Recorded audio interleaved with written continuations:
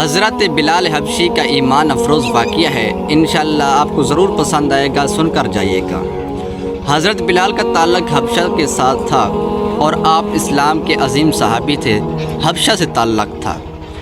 آپ ہمیشہ اسلام کے لیے کوشاں رہے۔ آپ ان لوگوں میں سے تھے جنہوں نے پہلی مرتبہ یعنی کہ سب سے پہلے اسلام قبول کیا، اور آپ کو یہ اعزاز ملا کہ آپ اسلام کے پہلے مؤذن بنے۔ آپ نے جب سنا کہ حضرت محمد صلی اللہ علیہ وسلم اسلام کی دعوت دے رہے ہیں تو وہ اسلام کی دعوت کے لیے نکل پڑے۔ انہوں نے آپ صلی اللہ علیہ وسلم سے دین اسلام قبول کیا۔ اس وقت اسلام قبول کرنا نہایت مشکل تھا، کیونکہ اس وقت ہندوؤں کی تعداد، کافروں کی تعداد نہایت زیادہ تھی اور مسلمان قلیل تھے، اور قریش سردار مسلمانوں کے لیے سخت مقابل تھے، وہ تکلیفیں دیتے تھے۔ اور حضرت بلال کے جو مالک تھے، کیونکہ آپ غلام تھے تو آپ کے مالک امیہ بن خلف تھے، وہ جب سنا انہوں نے کہ حضرت بلال نے اسلام قبول کیا ہے تو وہ غصے میں آ گئے۔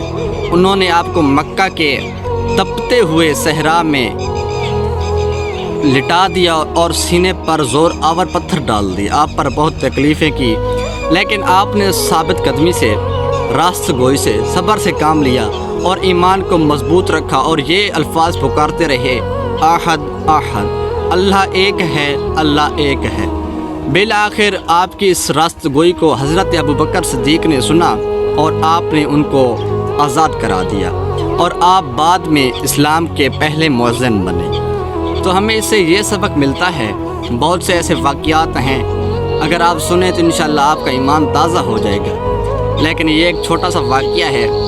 تو اس سے یہ ہمیں سبق ملتا ہے کہ جو ہمیشہ حق گوئی کے لیے صبر کے ساتھ کام کرتا ہے، اللہ تعالیٰ ان کو ساتھ دیتا ہے، اور جو نیک دل سے کام کرتے ہیں اللہ تعالیٰ ان کے ساتھ ہوتا ہے، اور اللہ تعالیٰ کے لیے اور اللہ تعالیٰ کی ہاں صبر کرنے والوں کے لیے ایک بہت بڑا مقام ہے، بلند مقام ہے۔ تو ایک شعر ہے، یہ شعر سماعت کر کے جائیے گا: ایمان کی قوت نے بدل دی تھی تقدیر، بلال کہہ رہے تھے احد احد کی تاثیر۔